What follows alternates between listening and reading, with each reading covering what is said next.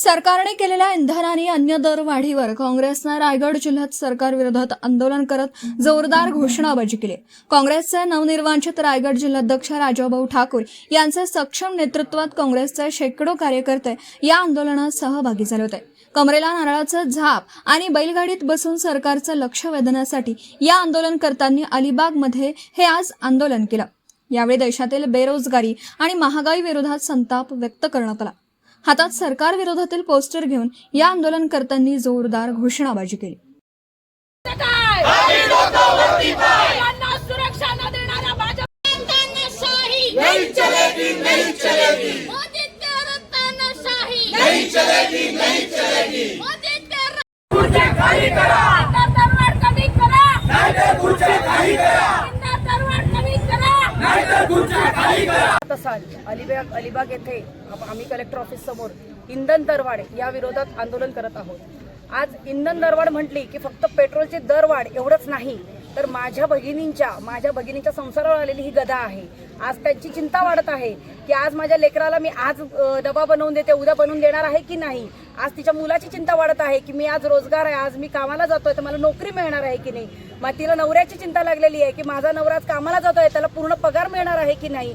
आज माझी भगिनी ही घर संसाराच्या विळख्यातनं स्वतःचा ताण सोडून आता मोदीजींचा ताण घेतात आहे की सकाळी 8 वाजता उठून कुठची दरवाढ करेल, कोणाला मेलोडी देईल आणि कुठे आमच्याकडे लक्ष जाईल। आज तिच्या चिमुडीच्या मुखातला मेलोडी काढून जर ते इटलीपर्यंत जर मेलोडी जात असेल आणि माझ्या भगिनींच्या प्रश्नांच्या, माझ्या कामगारांच्या प्रश्नांच्या, माझ्या शेतकऱ्यांच्या प्रश्नांच्या, माझ्या बंधूंच्या, माझ्या युवकांच्या प्रश्नांना जर बगल देत असून मोदीजी या इंधन दरवाढीबद्दल गांभीर्याने जर लक्ष देत नसतील तर त्या गोष्टीचा आम्ही जाहीर निषेध करतोय।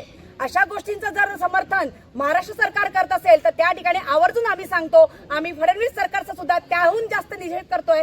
कारण का आज महाराष्ट्र हे औद्योगिकरणाचं क्षेत्र आहे। अशा ठिकाणी जर बाहेरून येणाऱ्या कामगाराला जर गॅस मिळत नसेल तर तो पोटा पाण्यासाठी काय करेल, तो पुन्हा एकदा जाईल। आज आपण पाहिलं या ठिकाणी माझे 2 बंधू राजाभाऊ आणि डॉक्टर मनीष यांनी सांगितलेलं आहे की आज आपलं युग हे प्रगत युगाकडे न जाता अश्मयुगाकडे जात आहे। आणि अशा वेळेला जर अशा पद्धतीची प्रगती जर मोदी सकाळी 8 वाजता मन की बात सांगत असेल तर मला त्या गोष्टीचा खेद वाटतो की माझ्या महिला भगिनींच्या, माझ्या कामगारांच्या, माझ्या युवकांच्या मनातली गोष्ट जर ते ऐकत नसतील तर मी आपल्या सर्वांच्या माध्यमातून आवाहन करते की सर्वांनी त्यांच्या मन की बातचा जाहीर निषेध केला पाहिजे। आपल्या माध्यमातून एवढंच सांगते की मोदीजी जागे व्हा, जनता तुम्हाला सोडणार नाही। आणि फडणवीस सरकारला एवढंच सांगेन की महाराष्ट्रातली जनता ही सजग आहे आणि जागरूक आहे।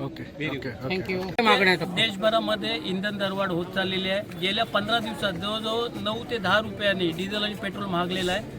याचा सर्व फटका गोरगरीब जनतेवरती बसतोय आणि देशाचे जे राज्यकर्ते आहेत हे मौजमजेत आहेत आणि संपूर्ण देशवासियांना ते गुलामीसारखे आपण बघतोय। एकंदरीत त्यांना गुलामगिरीकडे देशवासियांना न्यायचं आहे। आणि आपण जर बॅनर बघितले असतील की यांच्यामुळे पुन्हा आपण जे जंगलातून आपण शहरांकडे आलो ते पुन्हा शहरांकडून जंगलाकडे जाण्याची आपल्यावरती वेळ आली। कारण इंधन मिळत नाही आहे, गॅस सिलेंडरचा तुटवडा आहे, पेट्रोल पंपावरती गेल्यावरती पेट्रोल मिळत नाही आहे, डिझेलसाठी गेल्यावरती डिझेलला भल्या रांगा आहेत, शेतकऱ्यांना डिझेल मिळत नाही, कोळी बांधवांना डिझेल मिळत नाही।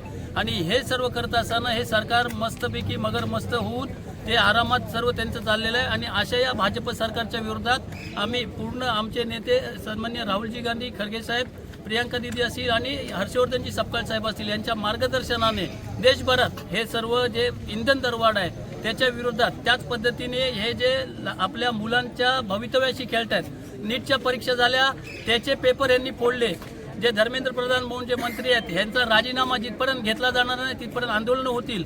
आम्ही काँग्रेसवाले 100% जनतेच्या सोबत आहोत आणि जनतेसोबत राहणार म्हणून हे आजचं हे आंदोलन केलेलं आहे। आज हा तुम्ही video reporter Dhammasheel Sawant, KTV news, Raigad.